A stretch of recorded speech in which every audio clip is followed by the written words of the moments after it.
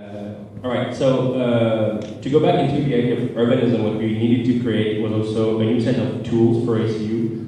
Before that, we had very few tools to create a city, so we had to create a new tool called the City Plus Generator. What you see here is a very interesting shot I took myself 2 days ago from that angle. So please memorize the landmarks where they're placed. You see Notre Dame in the back, is the Pantheon back there. There's going to be lots of names though. You have the Ile Saint-Louis on the left, you have the City Hall area, Tour Saint-Jacques, you have the Grand Châtelet. So just keep that picture in mind, and I'll show you the next slide. Actually, can you go to the next slide? This is going to give you the idea of where we are in comparison to the game. So you see it's really similar, you have the landmarks in the right place, and we also have the structure of the city the same way it is. Per sviluppare la città di Parigi in questo gioco, in realtà non avevamo gli strumenti giusti, abbiamo dovuto crearli, abbiamo creato un strumento apposta per questo, per cui se vogliamo tornare alla slide precedente, ci fa vedere, questo è uno shot preso da lui un paio di giorni fa, dove si vedono tutte le più importanti architetture della città, c'è Notre Dame, c'è il Pantheon, c'è l'Ile Saint-Louis, c'è la Tour Saint-Jacques e... So yes, this is really what we needed to do, and the slide after that, so if you go 2 slides in advance. Okay, so this is the structure that is in Paris. It's really close to what you see in other European cities. The idea that every building is made within a block. So you have a city block, and inside that city block you have several courtyards. It's a principle that is used in many of the biggest European cities, in London, in Paris, in Rome, or something. Even here in Lucca, you will see the same thing. And that principle was never made before in AC, so the tool we had to create, if you go to the next slide, allowed us to create exactly the same principle. So we have lots and lots and lots of shape. To give you an idea, we see this type of building. This is an angled building here. We had more than 200 of them for Paris. For AC2, we had 3. That gives you an idea of how much we had to expand the way we build the game to be able to create a city like Paris. La struttura stessa della città è parecchio complessa, perché Parigi condivide la stessa struttura di molte città europee che hanno una pianta di tipo medievale, quindi come Londra o come Roma o come Firenze ha questa struttura che è fatta di isolati che contengono dei cortili, in cui nessun edificio ha la stessa forma. Quindi lo strumento che abbiamo creato è quello che ci ha permesso di costruire esattamente questo tipo di struttura e di fare questi edifici, per esempio quelli angolari che vedete, e per questo gioco ne abbiamo sviluppati addirittura 2 centinaia, se pensate che precedentemente ce n'erano 3, quindi il livello, diciamo, di espansione è importante. So the next slide, we're going to change the subject a bit. I'm going to talk about atmosphere. This is much more art-oriented than for the layout one. It's really to give you, I talked about briefly how I wanted to make the Paris we think is the best Paris and not real, actual Paris. And there is a huge difference, a huge gap between reality and immersion, and that's what I'm going to talk about for the next slide.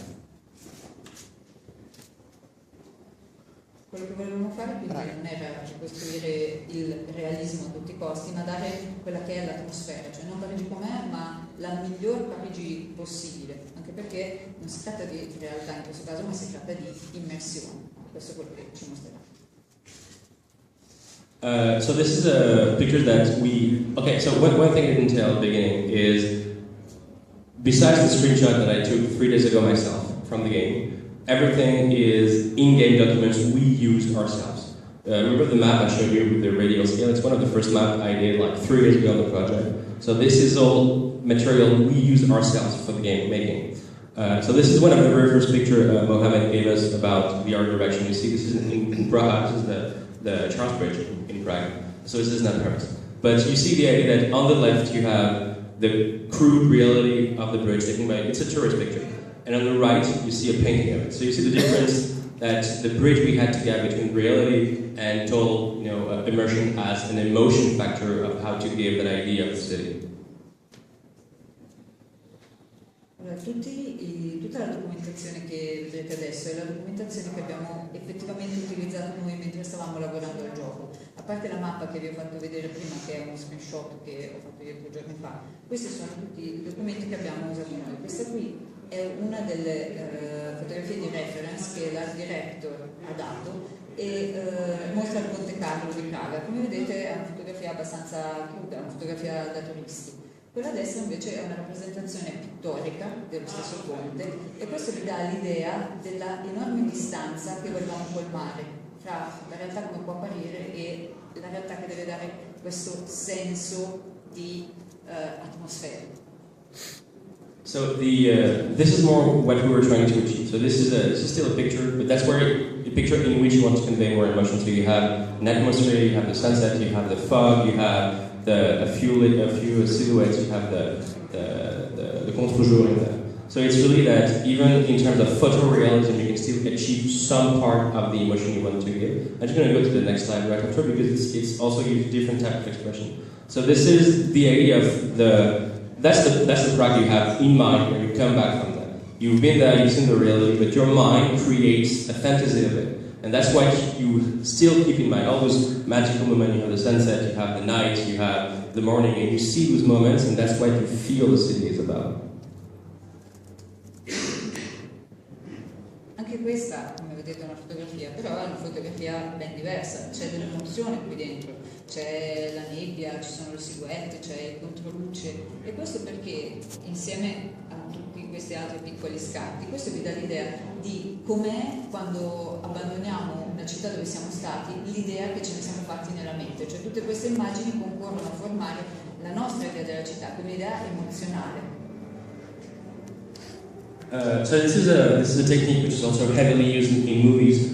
This is an example for the second Sherlock Holmes movie by Guy Ritchie. You see on the left, those are totally realistic tourist pictures, and on the right, this is the same landmarks in the movie. So you see that atmosphere permeating through the landmarks. So you understand that this is also a way of achieving the meaning you wanted to have that is also heavily used in movies. So this is really immersion plus emotion that you can see either in Opéra Garnier and or the Sacré-Cœur, both landmarks that we don't have during the French Revolution, but it's interesting. E queste sono più o meno la stessa cosa, vedete, questa è una location da Sherlock Holmes 2, la foto turistica e come appare poi invece nel film, quello è il Sacré-Cœur e la stessa cosa, quindi come la rappresentazione è molto più permeata di atmosfera, di una cosa che si chiama immersione in pieno.